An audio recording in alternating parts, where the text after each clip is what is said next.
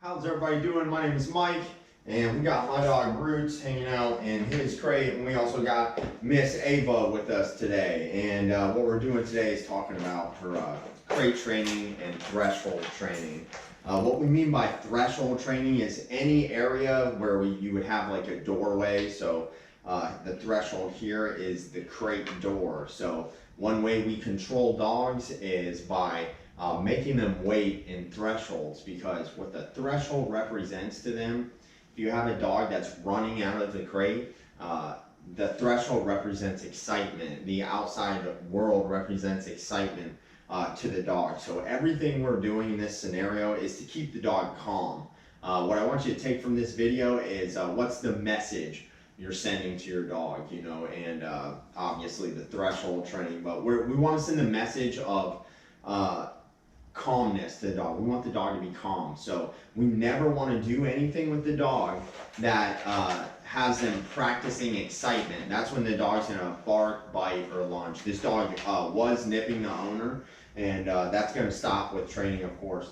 And right now what we're doing to keep her calm is we're using this shake can. I can either shake it or I can actually smack it on the crate to just to interrupt any excited behavior she's doing.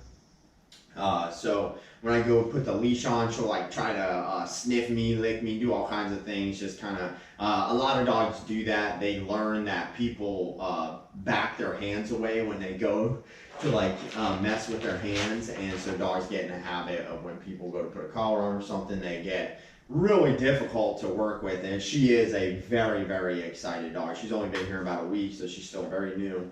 And she's a very, very excited dog. Would pulled a lot and was nipping the owner outside on the leash. So everything we're doing here is to keep her calm here, so outside she'll be much calmer. There's no chance in having a dog calm outside if you're not calm in here. So we're going to go ahead and show you what it looks like to get the dog out of the crate.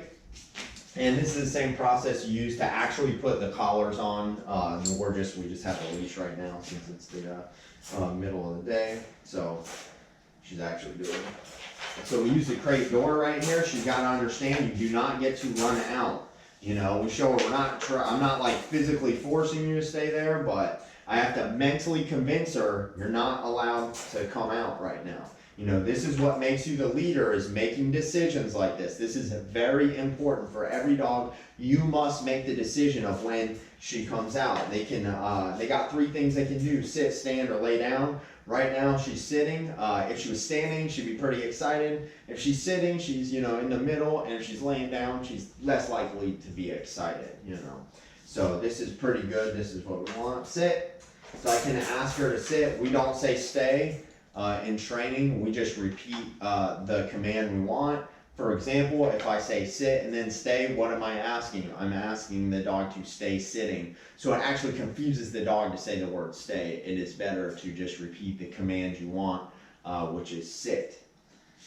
Sit, sit, sit. So I won't attach the leash if she does anything like try to lick me or sniff me when my hand, see my hand there, see how she touches my hand. I'm going to correct her for that. See how she calms down when we provide that punishment for her. That's why it's so important. And it's important to have rules and challenge her, like asking her to sit. Heel. Atta girl. Good girl. Come here, girl. Come here, girl. Sit. No. So I say no, correction, sit. Now repeat the command. If she doesn't do it, no. I give her a correction, sit. And it's that correction was what makes her compliant. Then, so I give her the command, and I go ahead and lead her into the crate. If she tries not to go in, then we just provide some leadership for her by using a leash. Now, generally she doesn't do that, but you know, for whatever reason she did it, it doesn't matter. And that's what makes you the leader, is you're able to take them through things like that. Like, she didn't want to go back in the crate. Well, she has to go in the crate because that's what I'm asking her to do. And I'm not forcing her to do it, but I'm using the leash to do that. And anytime a dog doesn't do something right, it's better to bring him out again and do it. Heel. Good girl, come here, girl. Heel. Heel. Sit.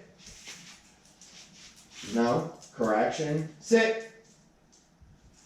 Then.